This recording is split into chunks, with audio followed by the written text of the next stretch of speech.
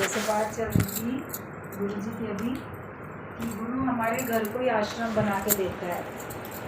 तो किसी की बात बता रहे थे कि उन्होंने ये कहा था कि हम लोग रहते हैं घर में, अब जैसे बच्चे सबके बड़े हो जाते हैं, अपने अपने शहर अलग अलग जहाँ नौकरी है वहाँ चले जाते हैं, फिर पति पत्नी रह जाते हैं घर में, सत्संग आने लगते हैं, समझ मिल जाती है कि दो में से कोई तो एक पहले जाएगा ही जाएगा। ऐसा तो नहीं है कि दोनों कंपलसरी एक ही साथ जाएंगे। गाना भले कोई गा ले, साथ जिएंगे साथ मरेंगे, लेकिन भगवान की मर्ज़ी होगी तभी कोई साथ में मरेगा, तभी कोई साथ में जिएगा। ईश्वर की मर्ज़ी होगी तब तो चाहते तो यही हैं। गुरु जी बोलते थे कि आप एक ही थान का कपड़ा एक साथ खरीद के लाते हो, उसके आधे टुकड़े में से आपने कुर्ता बना लिया, आधे में से पजामा बना लिया, सलवार बना ली, जो भी बनाना था बना लिया, एक ही साथ पहना जाता है। फिर भी कभी आप देखते हो कि कुर्ता पहले फट जाता है, या कभी सलवार पहले या पजामा पहले फट जाता है। तो पक्का थोड़ी होता है कि हर बार कुर्ता ही पहले फटेगा या पजामा ही पहले फटेगा, ऐसा नहीं होता।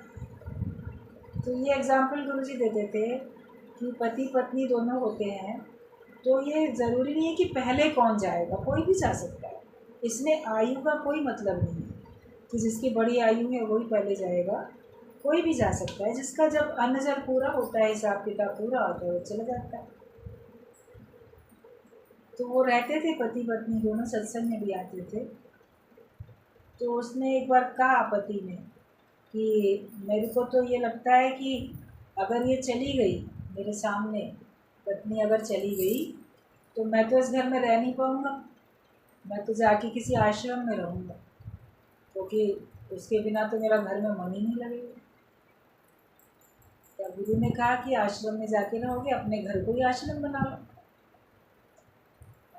तो ये बात उनके दिमाग में बैठ गई कि सही बात है, घर को ही आश्रम बना के रखो। और काफ़ी समय के बाद इत्तेफाक से ऐसा हुआ कि पत्नी चली भी गई दुनिया से। तो उसको अच्छे से विदा करके भेजा और बोले कि फिर घर में आश्रम समझ के ही रहे, कि आश्रम में किसी से हमें कोई अधिकार नहीं रखना, किसी से हमको ज़्यादा आसक्ति नहीं रखनी, अपनी मर्ज़ी नहीं चलानी, जो मिल जाए वो खा लेना। वहाँ पे अपनी चॉइस का थोड़ी खाना बनता है, आश्रम में तो एक फिक्स चॉइस का बनता है। हर एक जितने भी आश्रम में रहने वाले लोग होते हैं, सबकी पसंद थोड़ी पूछी जाती है, ऐसे ही होता है। तो उन्होंने अपने मन को मोड़ लिया और वो आश्रम की तरीके से ही रहते थे। भैया इससे फिर मन खुश रहता है, अपने मन को कहीं ना कहीं लगाना पड़ता है। आप ज्ञान में आओगे तो ज्ञान में मन लगेगा तो आप ज़्यादा खुश रहोगे, वरना तो हर एक अपने मन को बहलाने के लिए कोई ना कोई तो तरीका अपना ही लेता है, कोई ना कोई साधन तो खोज ही लेता है, कर ही लेता है कोई। महिलाएं अपने को जल्दी एडजस्ट कर लेती हैं, वो बहुओं में, बेटे बहू में, बच्चों में, या और नाती पोतों में, सब में, घर के काम में अपने को जैसे व्यस्त कर लेती हैं और संभाल भी लेती हैं, अपने को भी सबको भी। वो अपने मन की बात कहीं पे आपस में भी कर लेती हैं, संबंधियों के साथ भी।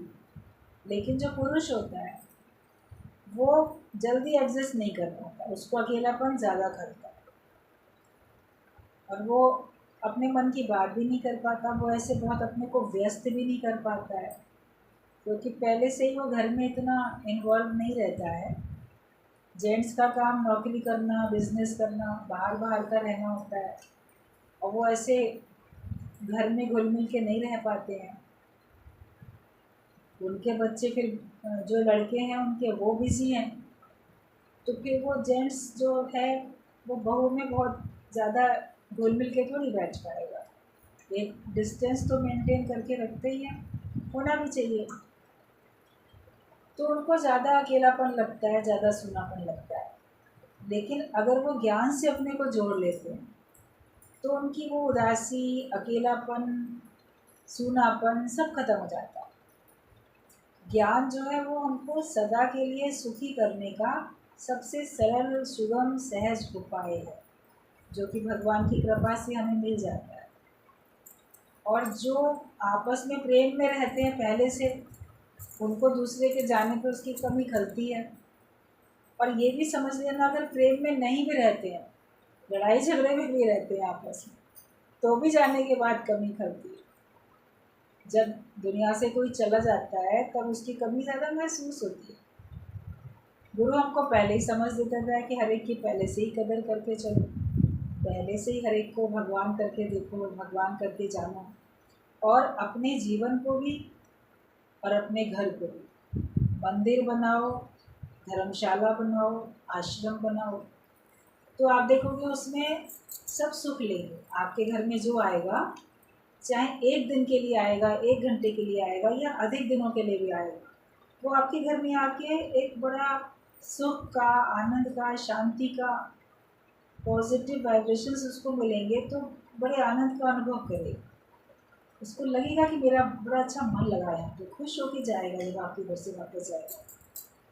तो जिसने अपने घर को ऐसे ज्ञान का मंदिर बना के रखा होगा, भगवान का मंदिर बना के रखा होगा, और अपने स्वयं को भी, अपने जीवन को भी भगवान का मंदिर बना के रखा होगा, तो जो उसके संपर्क में आएगा वो उससे प्रभावित होगा, उससे वो खुश होके जाएगा। तो हर एक अपने को बनाने में लग जाए। बाहर के महल बहुत बनाए, बाहर से बहुत कुछ तैयार किया, लेकिन अब अपने जीवन का निर्माण, अपने चरित्र का निर्माण, अपने उच्च विचारों का हमको निर्माण करना, ज्ञान सहित हमको अपना जीवन जीना है। तो हर एक को दूसरे को वैल्यू देनी आ जाती है ज्ञान से। पत्र में जो हम लोग पढ़ रहे हैं उसमें आगे है, कल तक आपने जहाँ तक सुना उसके आगे से है। जैसे परिवार में भी आप प्राणों से प्यारी भी बोलते हो, फिर द्वेष भी उसी से ही है। आप माया को प्राणों से प्यारी बोलोगे, द्वेष भी उसी से है। या किसी व्यक्ति को, पति अपनी पत्नी को, ये तो मेरी प्राणों से प्यारी है, मगर उससे फिर लड़ाई भी होएगी, उससे द्वेष भी करोगी। तो कोई लोग इतने अहंकारी होते हैं, वो बिल्कुल वैल्यू नहीं देते, स्त्री की कदर नहीं करते, पत्नी की बिल्कुल कदर नहीं करते। तो आगे चल के उन लोगों को उसकी कमी महसूस ज़रूर होती है और दुख भी उठाने पड़ते हैं। लेकिन ये है कि कभी बोलेंगे प्यारी और कभी फिर द्वेष भी उसी से करेंगे। फिर आगे बोला है कि तुमने औरत को फर्नीचर जैसा समझा है, अपने इस्तेमाल की चीज़ समझा है फर्नीचर की तरह। जहाँ रख दिया वहीं, आपके घर का फर्नीचर आप जहाँ रख दोगे वहीं रखा रहेगा। सोफ़ा आपने जहाँ डाल दिया, टेबल आपने जहाँ रखी, आपने और जो भी चीज़ जहाँ रखी, तो वो वहीं पड़ी रहेगी। अब वो अपने तरफ से तो नहीं जाएगी इधर उधर। तो स्त्री को भी फर्नीचर की तरह समझते हैं कि ये अपने मन से कहीं भी नहीं जाए, और जैसे हम कहें वैसे ये करे, उसी हिसाब से ये चले। तो तुमने औरत को फर्नीचर जैसा समझा है, अपने ऑर्डर में चलाया है। वो चेतन आत्मा है, कोई जड़ चीज़ नहीं है। गुरु ही हर एक को दूसरे की कदर करनी सिखाते हैं, हर एक को दूसरे की वो कदर करनी सिखाते हैं कि हमें, जैसे हम चेतन हैं ऐसे हमें हर एक की कदर करनी है। वो कोई जड़ वस्तु नहीं है, लेकिन वो चेतन है। आपका घर का सामान जड़ हो सकता है, अलमारी यहाँ रख दी, सोफ़ा यहाँ रखा, टेबल उधर रखी, तो घर में जो पत्नी आपकी है वो ऐसी चीज़ थोड़ी है कि तुमको यहीं बैठना है, तुमको हमारे कहने से जाना है। इतना हुकूमत चलाने की आवश्यकता नहीं है। उसका भी अपना एक व्यक्तित्व है, उसका अपना एक अस्तित्व है, उसके अपने विचार हैं और उसको अपनी समझ है। प्रेम में आप एक दूसरे के हिसाब से चलोगे, लेकिन जोरी ज़बरदस्ती ऑर्डर में चलाना या दूसरे की भावनाओं की कदर ही ना करना, ये अज्ञानता की निशानी है। जो ज्ञानी होता है वो हर एक के मन को समझता है। तो तुम जो हो उसको भी चेतन, वो भी चेतन आत्मा है, जड़ चीज़ नहीं है। आज बच्चे को तुम जूता लगाएगा तो बड़ा होके वो बदला लेगा। तुमको बुढ़ा आश्रम में छोड़ के आता है, इसलिए सबको भगवान करके देखो। बच्चों को भी, कोई अपने ही स्वयं के सगे बच्चों को भी बड़े हुक्म में चलाते हैं, बहुत ऑर्डर में चलाते हैं, तानाशाही करेंगे। तुम्हारा बेटा तुमको लगेगा जैसे वो नौकर है तुम्हारा और तुम्हारे हिसाब से चले। और बचपने में भी बहुत मारपीट डांट डपट करते हैं। अब उस समय तो वो लाचार हैं, छोटे बच्चे हैं, मगर इस तरह का व्यवहार जब देखते हैं तो उनके मन में अपने बड़ों के लिए जो भी कोई उनके संग दुर्व्यवहार करता है तो उनके प्रति उनके मन में कोई श्रद्धा भाव थोड़ी रहती है, आदर मान सम्मान का भाव नहीं रहता, प्रेम तो बिल्कुल नहीं रहता। फिर बड़े होके जब उनके हाथ में सत्ता आती है तो फिर वो गिन गिन के बदले लेते हैं। वो भी आपको अपने संग नहीं रखेंगे, बोलेंगे जाओ वृद्धाश्रम में जाके रहो, हम तुम्हारे संग गुजारा नहीं कर सकते। उनके भी विचार तुम्हारे से नहीं मिलेंगे क्योंकि तुम्हारे और उनके बीच में पहले से ही बड़ी दूरियां हैं। प्रेम रखोगे तो सब तुमको अंत तक अपने साथ रखेंगे, लेकिन तुम अगर प्रेम नहीं रखोगे तो कोई तुमको अपने साथ नहीं रखेगा या तुम्हारे साथ रहेगा नहीं, या तो तुमको निकाल बाहर करेगा या खुद निकल जाएगा, लेकिन संग नहीं कोई रहेगा। तो जहाँ प्रेम होता है वहाँ पे आपका जीवन सुख में बीतता है, जहाँ प्रेम नहीं है तो आप भी कष्ट में, दूसरा भी कष्ट में है। तो अगर बच्चों को तुम आज सताते हो, डांट डपट करते हो, उनकी भावनाओं की कदर नहीं करते, तो बड़े होके वो भी तुमसे बदले लेते हैं। इसलिए तुम सबको भगवान करके देखो। बच्चा बड़ा है तो वो तेरा दोस्त है, पर तुम सारी उम्र बच्चे को बच्चा ही समझते हो, पर वो तुमसे ज़्यादा अकल वाला है, पर तुमने उसकी कलाएं छिपा दी हैं। अगर बच्चे बड़े हो गए हैं, गुरुजी बोलते थे कि तुम्हारे बच्चों का पैर के जूते का साइज़ अगर तुम्हारा और उनका एक हो गया है तो समझो वो तुम्हारे मित्र हैं ना। लड़की के पैर में अगर अपनी माँ का चप्पल फिट आने लगा तो वो मित्र है, बेटे के पैर में अपने पिता का जूता फिट आने लगा तो समझो कि वो मित्र है। मतलब इतना जवान हो जाए, कहने का मतलब ये होता था। लेकिन तुम अंतिम श्वास तक उनको छोटा बच्चा ही समझते हो, लगता है कि उनको तो समझ ही नहीं है, उनको तो अकल ही नहीं है और हमको ही ज़्यादा समझ है, हम ही ज़्यादा भले बुरे का ज्ञान रखते हैं, हमको ज़्यादा फिक्र है। लेकिन गुरु ये समझाते हैं कि तुम ये जान लो कि वो तुमसे ज़्यादा अकलमंद है, मित्र हैं। मित्र को आप मित्रवत होकर सलाह दो, लेकिन दूसरे की बात को भी मानो, उसको भी समझो। हमेशा अपना ही जो राय है, अपना जो विचार है वो थोपो नहीं दूसरे के ऊपर, उनको उनके हिसाब से जीने दो। आपकी राय लेंगे, समझेंगे। आपने कोई बात बताई, ऐसे नहीं बेटे ऐसे करो, उसने मान लो नहीं माना, कहता नहीं पिताजी आप जो है नहीं समझते हैं, हमको यही ठीक लग रहा है, इसमें कोई खराबी नहीं है। आपकी बात नहीं मानी, आप चुप रह जाओगे। और उसने अपनी मनमानी की, मनमानी करने के बाद जो काम उसने किया अपनी मर्ज़ी से, आपकी मर्ज़ी के ख़िलाफ़, उसमें अगर उसको कष्ट हुआ, कोई दिक्कत आई, कोई नुकसान हुआ, तो वो अंदर अंदर खुद ही शर्मिंदा है कि देखो मैंने बात नहीं मानी तो आज नुकसान हो गया। तो उस वक्त तुम टोकोगे, देखा मैंने पहले ही कहा था, मेरी बात नहीं मानी इसीलिए तुमको नुकसान हुआ है। तो ये बात हर एक व्यक्ति दूसरों को कहता ज़रूर है, देखा इसीलिए नुकसान हुआ, हम पहले ही कह रहे थे, हमने पहले ही कहा था ऐसा नहीं करो और तुमने फिर भी किया और आखिरकार देखो हुआ ना नुकसान। तो गुरु जी का कहना होता था ये शब्द भी नहीं बोलो, उसको भी पता है कि तुमने पहले से कहा था और उसने नहीं माना और नुकसान पड़ गया, तो वो बात दोबारा दोहरा के उसके दिल को दुखाने की क्या ज़रूरत। वो पहले ही अंदर अंदर झेपेगा, शर्मिंदा होगा, नुकसान का कष्ट उसको भी है, ऊपर से तुम बोल के और कष्ट में लेके आओ। तो ज्ञानी नहीं बोलता है, बाद में भी नहीं बोलता है, पहले नई बात मानी तो कष्ट में नहीं आता, और बाद में अगर बात ना मानने पे कुछ नुकसान हो जाए तो उसको वो पॉइंट आउट नहीं करता, अपनी बात को फिर हाईलाइट नहीं करता, देखो मैंने तो बहुत सही कहा था ना, तुमने मेरी बात नहीं मानी। अज्ञानता में इन्हीं बातों को लेके तो आपस में वैर विरोध होता रहता है, इन्हीं बातों को लेके झगड़े होते रहते हैं। तो बड़े होके तुम मित्रवत होके सलाह भले दे दो, मानना ना मानना अगले की मर्ज़ी है, और जो भगवान की ओर से जैसा खेल बना है वैसे ही होगा। अभी जैसे बात गुरु जी की चल रही थी कि तुमको कोई भी नुकसान पड़ता है, कोई बात होती है तो तुम कहते हो मैंने तब ऐसा क्यों नहीं किया, तब ऐसी बात क्यों नहीं मैंने समझी, क्यों मेरी अकल पे पत्थर पड़ गए थे। तो अकल पे पत्थर डाले किसने? भगवान ने तो डाले। वैसी बात होनी थी, वैसा सामने जो भी था आना ही था। जो कुछ आपके सामने आया हिसाब किताब करने का फल वो आना ही था। तो तभी तो आपका विचार वैसा बना, आपकी बुद्धि वैसी बनी और आपने उस हिसाब से ही किया, या जो आपको करना चाहिए था वो आपने नहीं किया, क्योंकि आपकी अकल पे भगवान ने ही पत्थर डाल दिया था। तो बीती हुई जो बात है उसको लेके आज परेशान होने का कोई मतलब नहीं है। बीती ताए विसार दे, आगे की सुन लो।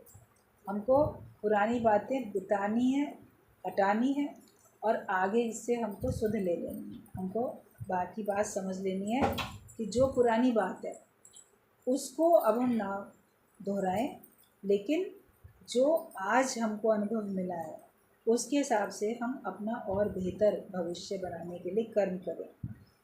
तो जो तुम समझते हो कि वो तो अभी बच्चा ही है, कितनी भी बड़ी उम्र का हो जाएगा आप उसको अभी बच्चा ही समझोगे, लेकिन ये समझो कि वो तुमसे ज़्यादा अकल वाला है, लेकिन तुमने उसकी कलाएं छिपा दी हैं। जो बड़प्पन की होशियारी है वो तुम अंदर से निकाल दो। तुम्हारे अपने अंदर जो बड़प्पन की होशियारी है ना, मैं तो बहुत बड़ा हूँ, ज़्यादा अनुभव वाला हूँ, ज़्यादा अकल वाला हूँ, वो जो अभिमान है तुम्हारा उसको हटा दो, उसको ख़त्म करो। दूसरे को भी अवसर दोगे कार्य करने का तो वो भी सीखेगा। थोड़ा नुकसान सह के भी मान लो सीखेगा, तुम्हारी बात से नहीं सीखेगा तो नुकसान सह के सीखेगा, वो सीखेगा।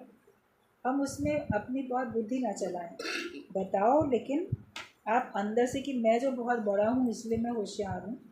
तो एक बार गुरुजी ने कहा तुम लोग बोलते हो हमने अपने ये बाल धूप में सफ़ेद नहीं किए हैं, अनुभव है हम इतनी बड़ी उम्र के हैं।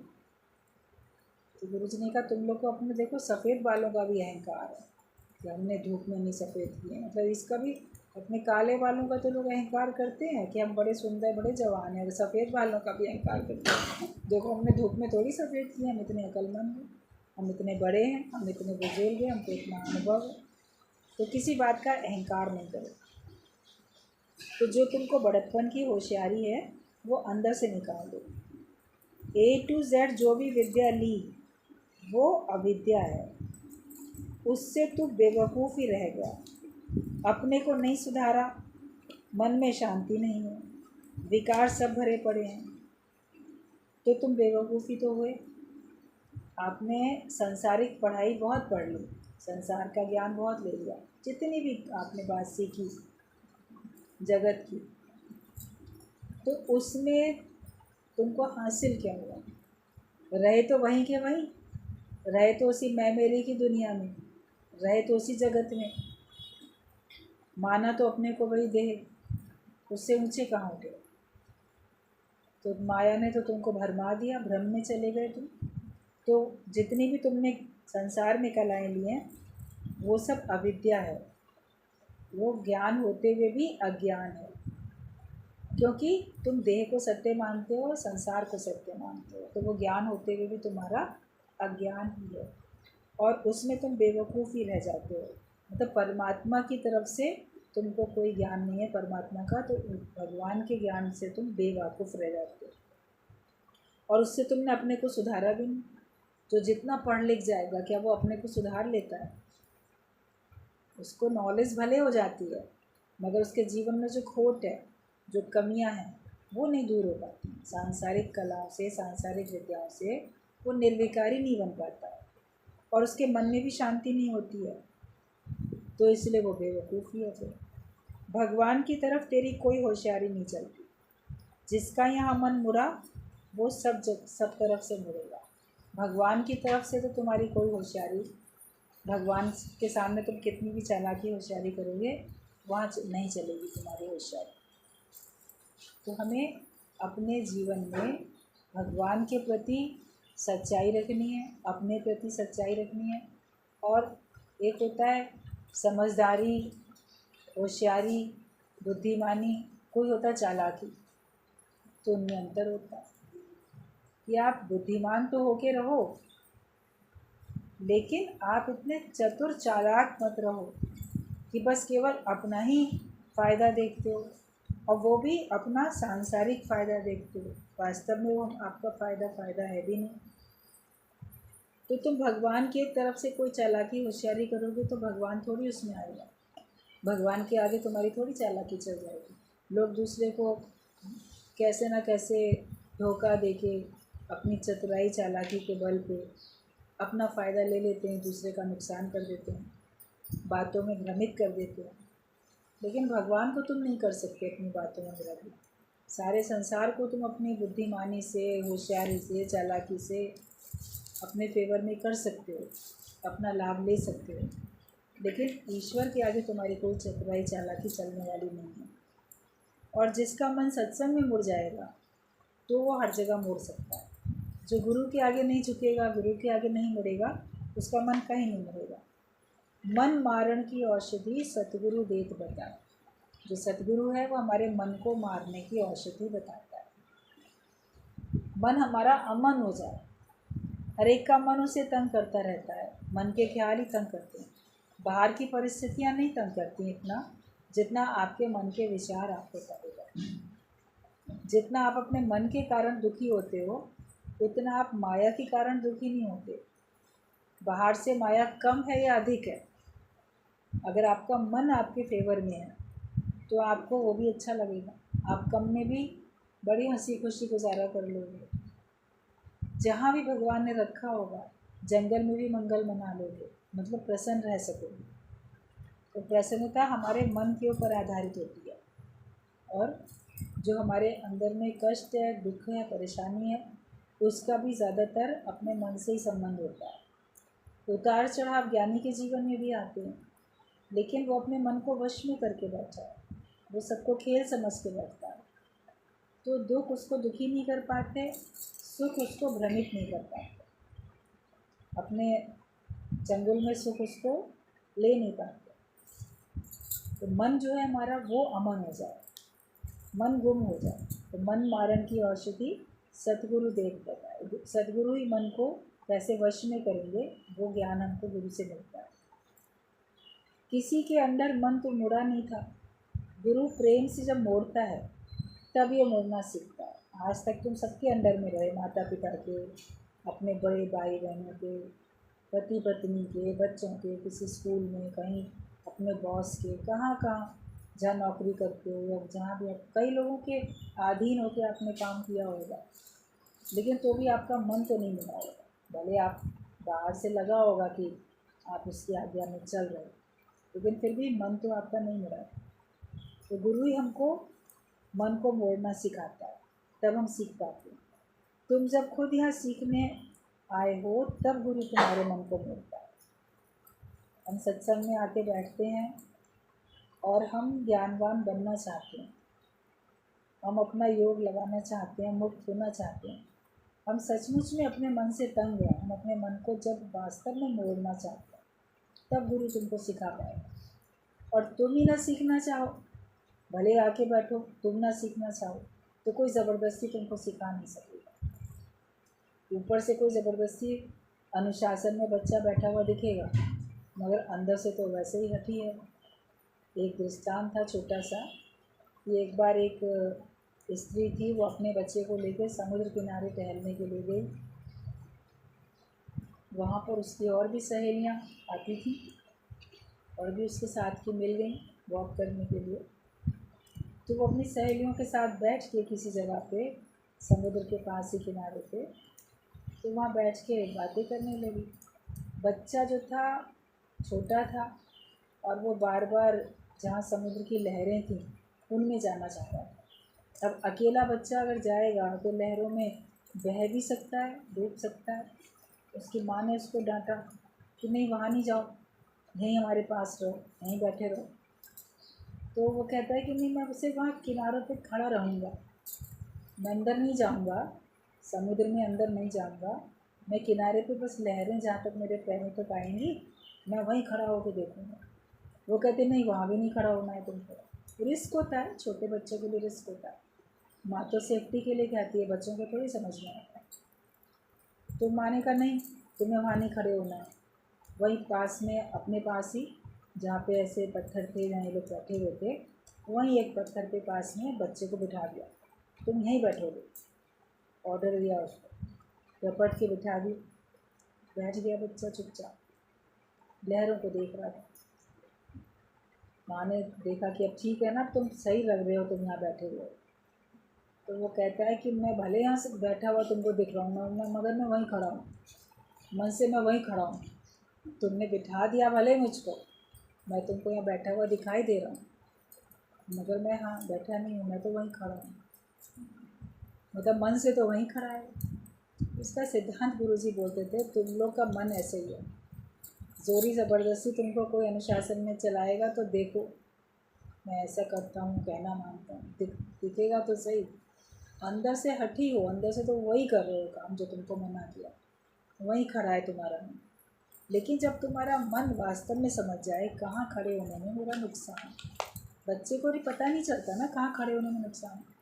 बच्चे क्या, बड़े भी आजकल आप लोग देखो, मोबाइल का तो इतना मिसयूज़ करते हैं, कहीं रील बना रहे हैं, कहीं कुछ कर रहे हैं, और वो डाल रहे हैं दुनिया को दिखाने के लिए। इतना दिखावा है, हर एक अपने को फिल्मों में तो जा नहीं पाता, मॉडलिंग तो कर नहीं पाता हर एक कोई, मगर अंदर की छिपी हुई चाहत वही रहती है, प्रशंसा मिले, मेरे को इतना लोग जान लें, समझ लें। तो व्यर्थ के बहुत सारे कारनामे करते रहते हैं, खतरनाक स्टंट करेंगे, कहीं कहीं जाके अपने ऐसे शॉर्ट वीडियोस बनाएंगे, उसको डालेंगे इंटरनेट पे, ताकि अनजान लोग भी देखें। और उसमें कितने लोगों की मौत हो जाती है, आप लोग सब न्यूज़ देखते ही रहते हो, समझते ही रहते हो, पढ़ते रहते हो, कितना अपने जान को जोखिम में डाल देते हैं और वास्तव में जान का नुकसान ही हो जाता है। ये व्यर्थ की बात है ना, समझते नहीं, दिखावे में सारी दुनिया जीती है, तो अपने भले बुरे की पहचान ही नहीं है। एज बड़ी हो जाने पर भी वो बड़े नहीं कहलाएंगे, क्योंकि उनमें भी परिपक्वता नहीं आई है, मैच्योरिटी नहीं आई उसमें। जब हमको खुद समझ में आए क्या करने में, कहाँ जाने में, कहाँ खड़े होने में मेरा नुकसान है, तब आप उससे बचोगे।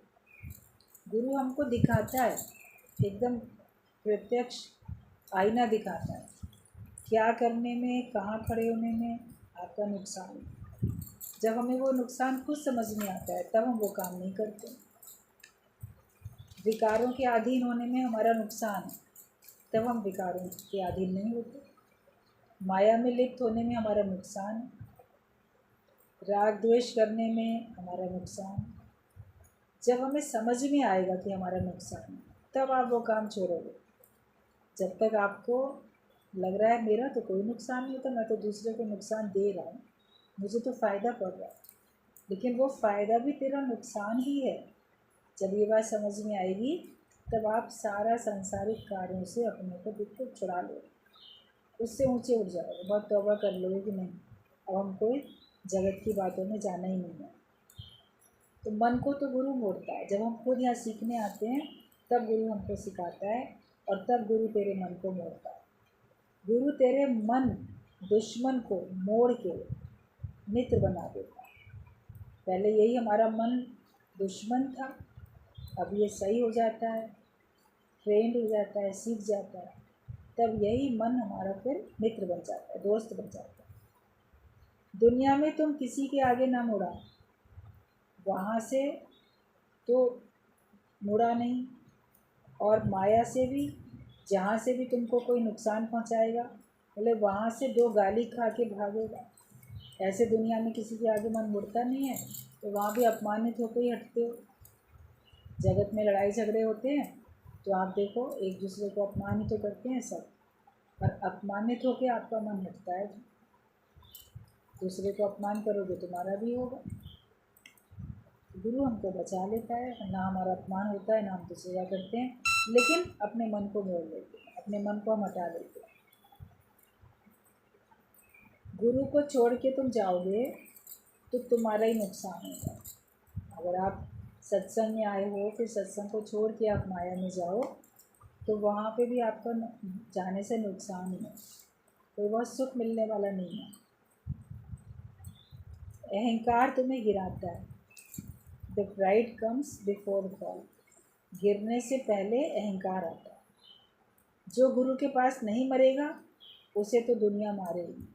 गुरु के पास अगर आप अपने मन को नहीं मोड़ोगे तो ये समझ जाओ कि दुनिया ही तुमको नुकसान तुम्हारा पहुंचाएगी, एक दिन तुमको नष्ट कर देगी। या तो गुरु के आगे मौत खरीद कर लो, वरना संसार में तो मृत्यु है ही है। शरीर की भी तो मृत्यु पक्का है, होनी ही है, आज नहीं है तो कल होनी होनी है।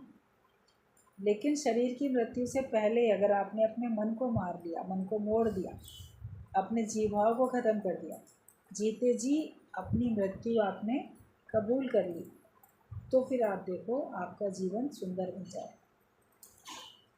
तो जो गुरु के पास नहीं मरेगा तो उसे दुनिया मारेगी। गुरु यहाँ नम्रता करके, निरअहंकारी होके हमें नम्र व निरअहंकारी बनाता है। गुरु खुद पहले नम्रता करता है और निरअहंकारी वो पहले खुद होता है, तब तुम उसको देख के सीखते हो। जैसा देखोगे वैसे तो सीखोगे।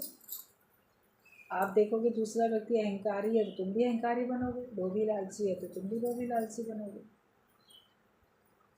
तो गुरु खुद ही नम्रता में रह के निरअहंकारी होकर तुमको सिखाता है, तब तुम निरअहंकारी बनते हो और तुम नम्रता करनी सीखते हो। गुरु ही कहता है कि मैं कुछ नहीं हूँ, तो फिर तुम खुद कैसे बनोगे? जब गुरु ने ही अपने को नहीं बनाया कुछ, वो ही नहीं बोलता कि मैं गुरु हूँ, वो तो आगे अपने गुरु के ऊपर बात रख देता है, वो फिर अपने गुरु के ऊपर बात रख देता है, कोई भी नहीं बनता यहाँ पर। तो तुम क्यों बन के बैठ जाते हो मैं कुछ हूँ, मैं गुरु हूँ कहीं का? जैसा आप देखो उसका आदर्श अपनाओ। तो जब गुरु ही कहता है कि मैं कुछ नहीं हूँ, तो तुम कैसे कुछ बनोगे? माँ ने भरत को जब भाई का हक दिया तो उसने नहीं दिया। कैकेयी ने भरत को राज्य देना चाहा मगर उसने नहीं लिया ना, वरना तो वो चाहता तो ले सकता था कि मेरी माँ ने मेरे लिए मेरा राज्य दे के दिया है ये। मगर उसने भगवान को, राम को अपना बड़ा भाई माना, उसी का अधिकार है, भगवान करके जाना। तो उसने आदर्श दिखाया जैसा सीखा, क्योंकि राम को भी कोई लोभ लालच नहीं था, उनका अधिकार था, मगर वो खुशी से छोड़ के चले गए, उन्होंने नहीं लिया। तो उसका आदर्श देख के भरत ने भी नहीं लिया, बोले हम क्यों ले फिर। लेकिन एक अगर लोभ लालच रखता है, स्वार्थ रखता है, छीन झपट करता है प्रॉपर्टी की, तो दूसरा भी करता है। जैसा सबको देखते हैं, बड़ों को जैसा देखते हैं, बाकी छोटे भी वैसे ही करते हैं। तो भरत ने तो नहीं लिया। तुम प्योर हो जाओ तो फिर ये ज्ञान तुमको लगेगा। वैराग्य वृत्ति हुई तो रामचंद्र ने वशिष्ठ से ये ज्ञान लिया। वैराग्य पक्का है तो ही ज्ञान पक्का होगा। और जिसको दुनिया की इच्छा है, स्वर्ग की इच्छा है, तो उसको भगवान नहीं मिलेगा। ब्रह्मलोक का सुख भी मिले तो भी कहो कि हमें नहीं चाहिए। तुम्हें कोई भी चीज़ मिले तो बोलो कि हमको नहीं चाहिए। और जिसको वैराग्य पक्का है उसी को ज्ञान लगेगा। वैराग्य की नींव पर ही ज्ञान टिकता है। अगर आपके अंदर राग है माया के प्रति तो ज्ञान नहीं होगा। ज्ञान के लिए आपको ना तो किसी से वैर हो, ना किसी से राग हो। कोई वैर विरोध नहीं, कोई ईर्ष्या द्वेष नहीं, कोई लड़ाई झगड़ा नहीं, कोई स्वार्थ नहीं। आप अपने आप में मगन हो। आया हूँ जग में मैं ही एक अकेला। अपनी उस खुनकी में रहो। आत्मिक भाव में आके जब अकेलेपन में रहोगे तो आनंद है। देह मान के अकेलापन देखोगे तो कष्ट है, बहुत कष्ट है। अकेलेपन का तो बहुत बड़ा दुख होता है। मेरा कोई है ही नहीं, कोई मेरा साथ देने वाला नहीं है, कोई मुझे समझने वाला नहीं, कोई बोलने वाला नहीं। हम तो दुनिया में अकेले हैं, हम तो अकेले रह गए, हमारा कोई है ही नहीं। देह करके अगर आपके अंदर में ये विचार है तो आपका दुख कोई दूर नहीं कर सकता। लेकिन आत्मा करके अगर ये विचार है तो आपके जैसा सुखी कोई नहीं। जितना जितना दूसरों से आधार लेना आप ख़त्म करते जाओगे, उतना उतना बाहर का अकेलापन, बाहर का एकांत भी आपको अच्छा लगेगा। जब घर में कोई नहीं होगा, आप बिल्कुल अकेले होगे, तो भी आपको बड़ा आनंद का अनुभव होगा, बड़े हल्के हल्के रिलैक्स फील करोगे, मन खुश रहेगा। ये नहीं कि अरे हम तो आज अकेले हैं, घर के सब लोग हमको छोड़ के चले गए, बाहर चले गए, 4 दिन के लिए चले गए, मैं अकेला हूँ। आपको अकेलेपन में और आनंद आएगा। या हम तो सारा दिन घर में अकेले ही रहते हैं, कोई होता ही नहीं है। ये बाहर का एकांत भी जब आपके अंदर में भगवान है, तो आप अपने भगवान के साथ हो, तो वो भी आपको कष्ट नहीं देगा, क्योंकि आपकी आत्मिक स्थिति बनती जाती है। तो ज्ञान पक्का करो, और ज्ञान पक्का करने के लिए वैराग्य को पक्का करो।